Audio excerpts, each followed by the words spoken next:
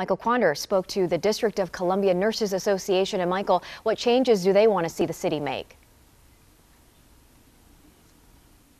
Well, Annie, look, they really want to see changes in two areas here. One, they want all healthcare professionals who may have come in contact with someone who tested positive for coronavirus to be tested right away, no questions asked, regardless if they're showing symptoms or not. And two, they are calling for a 14-day period for paid precautionary leave or quarantine for any healthcare professional who's been exposed. We're frightened. We're frightened. Roberta Lenoir is sounding the alarm, scared of the unknown that lies ahead for the coronavirus pandemic in the district. This is just the beginning. We have not even started to really get into the peak of this conundrum. Lenoir is an emergency room nurse at the United Medical Center in Southeast D.C.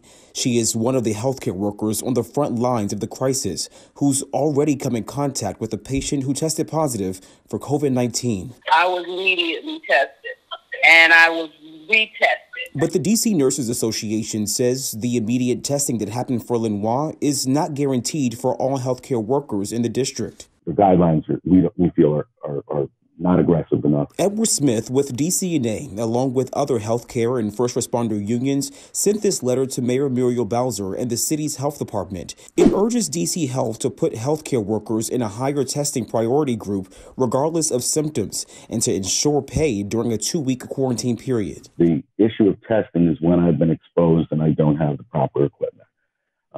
And then what should happen is I should be quarantined, and we argue that sometime before the end of that 14-day quarantine period, you should get tested.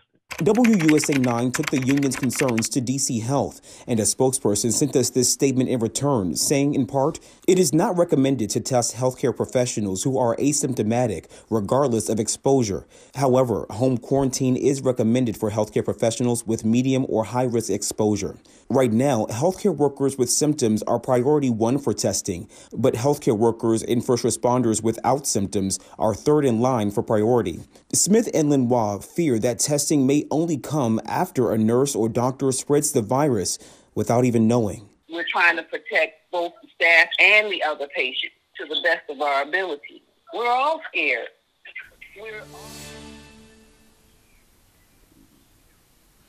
Yeah, that's real, you guys. Look, so the union sent that letter to the mayor's office just yesterday, and Reese, they are still waiting for a response, and we'll be sure to follow this story.